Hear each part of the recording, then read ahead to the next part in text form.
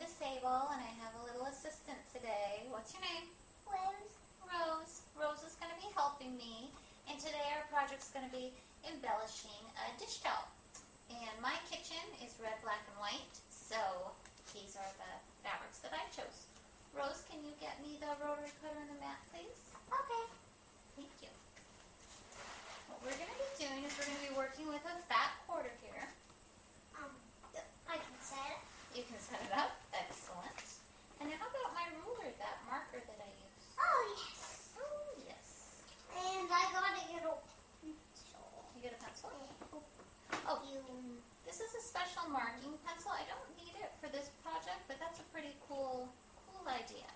So what I'm going to do here is I'm going to make sure once I wash my fabric, it's not always perfectly straight. Right? So we're going to have to straighten that edge out. Okay. And I'm going to cut through two pieces at once, and I'm just kind of... It's a little bit hard. It is a little bit. Because the end is kind of hard. Yeah. Well, why don't you come right over in here? And I'm going to push down nice and hard. Straighten out that line. As hard as you can. Yeah. We did it. Very nice. Watch out. This ironing is hot. Okay. So now we're going to open this up. And we're going to cut a 6-inch strip of fabric that we're going to be cutting. Sounds tricky. Sounds tricky? It's not tricky. Watch out. You're going to please grab the rotary cutter. Thank you. We'll line up our edge here and folding it over so that I can cut the whole piece in one strip. Grab my hand. You want me to grab your hand? Okay. Are we going to do it together again? Okay. So we have to make sure we don't wiggle. This has to be very lined up. And at the meeting, I'll help you girls line it up so that we have a nice straight edge. Okay. Okay, come on in here. And we'll turn that blade down. You know what you want to get? There you go. Thummy on bottom. Or, you know what? Let's turn it so thummy's on top. And the 4 fingers are on the bottom. We're going to push down really hard. You might have to let go on the end here. Okay, did we do it? Almost. Let's just fix that. Help me push. Push down on my hand. There we go. Okay. We'll use this on the next project. Okay. And now we're going to cut this in half. So we had 6-inch strip. Okay. What if we cut a 6-inch strip in half? What are we going? What plus what equals 6? 2 plus 2 equal 4, and 3 plus 3 equals 6. So we're going to cut this into 2 3-inch strips. And that dog is the best star in our show, and these should be the same size. They are. And this is all the cutting that we need to do for this piece. Okay, can you put these out of the way so we can do some pressing now? Thank you. What do you mean pressing? We're going to do some pressing. We're going to fold these in half. Can you fold them in half this way? We want to fold them in half long ways. And then we're not going to iron, we're going to press. Do you want to come over here and do some of the pressing, Rose? Now what you're doing, you can push the button, is you want to make sure, that shows a good point. There's a right side and a wrong side. Water squirting button? The steam button. We want the pretty side showing the whole time. Oh, dog. Meetings are like at my house, too. The water squirted into your face. Yeah, there's all kinds of... This one, yes. Please push it. Really hard. Oh, what an embarrassing dog. But as long as we learn how to sew, we can ignore my dog. And I suppose ignoring my dog is why he behaved so badly in the first place. Watch out. Just come up right in here. Push the button. Slide it. Push. Good job. And then we lift it up. Could I do the apple? Oh, this one's fine. So now what we're going to do is we're going to go over to the sewing machine and we're going to work on this, okay? Oh, let's get you down right there. Okay, what I'm doing is I'm opening this up here. So I have my right sides together.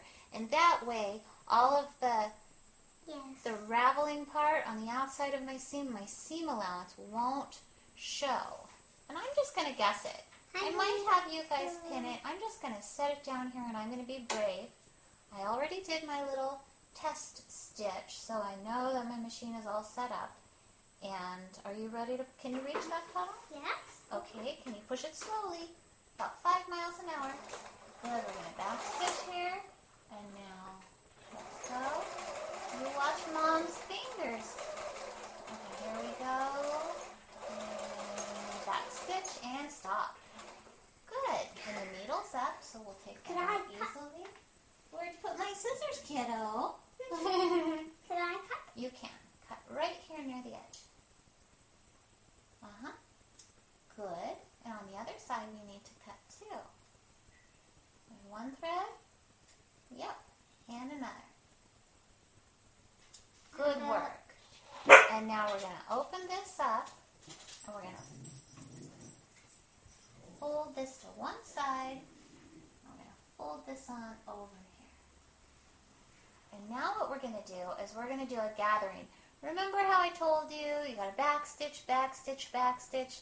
When you are gathering, you don't back stitch. There's always an exception. And first we want to do what's called basting.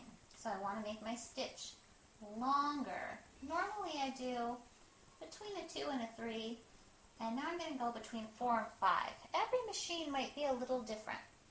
And I'm going to go, for me I'm going to go a little bit closer even than my 1/4 inch seam allowance. You can. Let me make sure I got a nice long amount of thread here. Now, should I? Now, please do. Look. That's okay. Keep going. Full speed ahead, please. Full speed! Full speed! All right. And as we get near the end, okay, now let's slow it down just a bit. How about going 10 miles an hour? Yeah, that speed's good. That speed's good. Keep going, keep going. There you go. I'm going to help you. And stop. There. Okay. And now, we're going to leave this thread nice and long. Please cut it right here. Right here. Good. And now what we're going to do, no, don't cut that thread. This thread we need. We've got 2 threads here. They got a little tangled on that side. We're going to pull just one of the threads. No, put those scissors down, little girl. And we're going to gently, gently, gently, gently scoot this along. And if you pull too hard, this will all break. Sometimes beginners will want to do 2 rows. They just slide this along to gather it.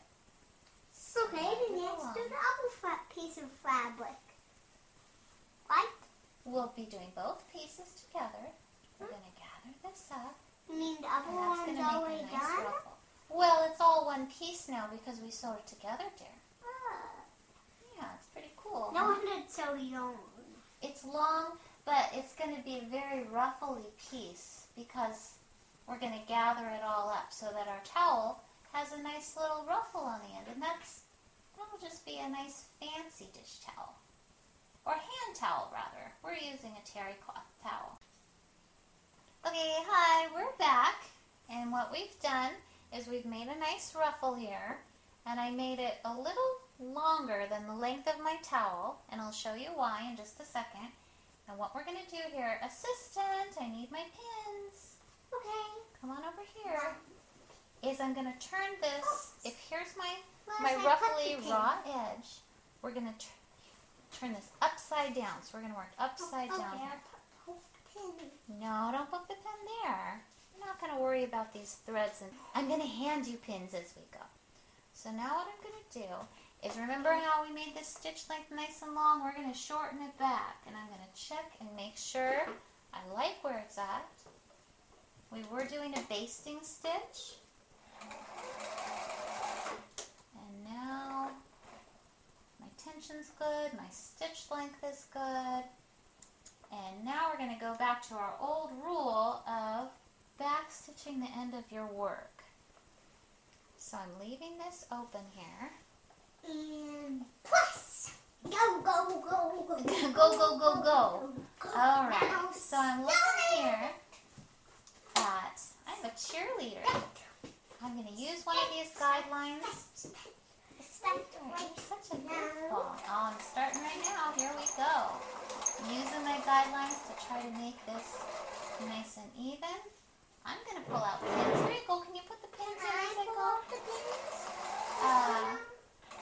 You got to be close to me. Okay, come pull out a pin. No, come on around. Okay. Can you pull this pin out? No. Okay. There you go. I know you're doing a very good job. Can you do it again?